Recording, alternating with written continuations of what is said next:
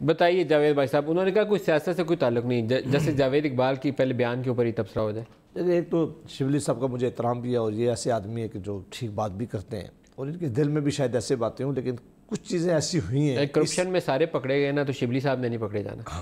یہ اللہ کرے کہ میں کسی کے لیے دعا نہیں کرتا، اس معاملے میں نیب کے چنگل میں نہیں آنے والے. میں ندیم صاحب کہتا ہوں کہ جس نے اس ملک کو لوٹا ہے، اللہ کرے کہ وہ یہاں بھی حساب دے اور آخرت میں تو دے گا ہی دے گا، اور اس نے بچنا نہیں چاہیے. یہ تو اس میں تو دوسری کوئی رائے نہیں ہے. میں ہوں، آپ ہوں، شبلی صاحب ہوں، اور پھر جو لوگ الیکٹڈ ہوتے ہیں ان کی ڈبل ذمہ داری ہوتی ہے، ان پہ بہت زیادہ ذمہ داری ہے کہ قوم ان کو عزت ہے. لیکن بات کیا ہے؟ بات یہ ہے کہ اگر آپ کسی پہ کیس بناتے ہیں تو اس کو یہ رائٹ ضرور دیں کہ وہ ڈیو پروسیس آف لا کے نیچے اپنے آپ کو انوسنٹ ثابت کرے، اور اس وقت تک جب تک ساری عدالتوں کے پروسیس سے وہ گزر نہ جائے اس کے بارے میں ججمنٹ دے دینی، اس کے بارے میں باتیں کر دینی، اس کی ذاتی عزت خراب کرنی، اس کی بچوں کی عزت خراب کرنی، یہ حق نہیں ہے. اب معاملات کہاں خراب ہو گئے؟ معاملات دو وجہ سے خراب ہوئے، دو طرح اس وقت. میں آپ کو قطع کلامی ہو جائے گی، لیکن دو چیزیں ایسی ہمارے سامنے آئیں میڈیا والوں کے. عام طور پر کہا یہی جاتا ہے کہ کسی سیاسی شخصیت کے متعلق آپ ایسے بیانات دے دیں تو اس کا کیریئر تو فارغ ہو جاتا ہے، اب بعد میں کیس کا فیصلہ کرتے ہیں.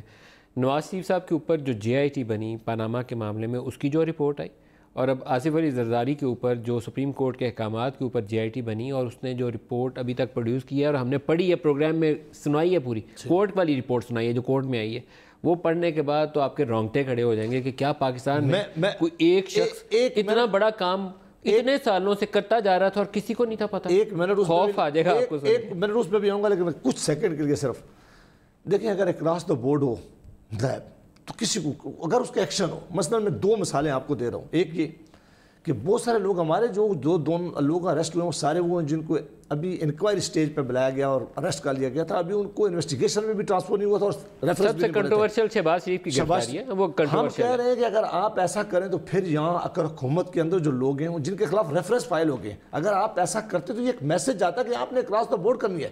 پھر یہ ایک ایسی جماعت ہے، شبلی صاحب اور کچھ دوستوں کو چھوڑ کر ساری وہ جماعتوں کے جو نیب زدہ لوگ تھے وہ اس جماعت کے اندر آ گئے ہیں. میں کئیوں کے نام گنوا سکتا ہوں جن پر بڑے سیریس کیسز تھے جب وہ اپنی اپنی جماعتوں میں تھے، وہ یہاں آ گئے. آج وہاں یہ سمجھا جا رہا ہے کہ یہاں امن ہے. دوسری، یہاں کے وزیراعظم سے لے کر وزرا نے نیب کے ترجمان بننے کی کوشش کی. انہیں پہلے دن جس طرح ابھی شبلی صاحب نے بات کی، اس طرح کی بات کرتے وہ انہوں نے کہا کہ ہمارا خیال ہے کہ آج کل فلاں کو اندر ہوگا، آج 3 دن بعد فلاں نے جیل میں جانا ہے اور اپنی تیاری کر لے، فلاں کے خلاف یہ کیس ہے سزا 7 سال ہوگی، فلاں کے خلاف 2 کیسز ہے، ایک میں وہ بری ہو جائے گا، ایک میں سزا ہو جائے گی.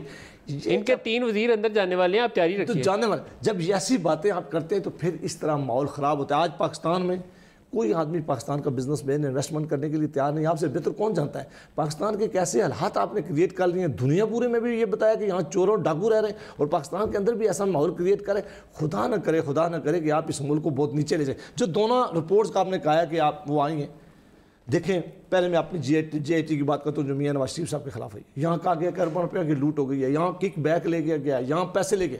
پہلا ایمن فیلڈ کا کیس گیا جو نیب کے اندر گیا، نیب کے جج نے اس میں لکھ دیا کہ کوئی کرپشن کا کیس یہاں پیسہ ثابت نہیں ہوا. کرپشن کا کوئی کیس میرے سامنے نہیں ہے جو ہائی کورٹ میں ابھی سسپینڈ ہے. 2 کیسوں کا 2 دن پہلے فیصلہ ہے. ایک میں یہ کہا گیا کہ ان کو بری کر دیا گیا، دوسرے میں ایک جگہ بھی انہوں نے کہا کہ کرپٹ پریکٹس ضرور ہوئی ہے. کہاں ہوئی ہے؟ انہوں نے کہا کہ یہ جو ایسٹ تھے ان کے بیٹوں کے نام تھے، بیٹے نہیں بنا سکتے تھے، لہٰذا ہم پرزیوم کرتے ہیں کہ یہ پیسہ میاں نواز شریف نے ان کو بھیجا. جو ایک بات العزیزیہ اور ہل میٹل کی سزا ہے، وہ کرپشن اور کرپٹ پریکٹس پر سزا کیا ہے؟ وہ سزا ہوئی اسی چارج کے اوپر، کرپشن کے چارج. لیکن میں سن لیں، ایک جگہ انہوں نے کہا کہ میاں نواز شریف صاحب نے وہاں سے کک بیک لی ہے، کسی ایک جگہ سے کہا کہ یہ پیسہ منی لانڈرنگ یہاں سے ہوا ہے، کسی جگہ سے انہوں نے کہا کہ میاں نواز شریف صاحب نے فلاں جگہ سے کرپشن کا پیسہ کمایا.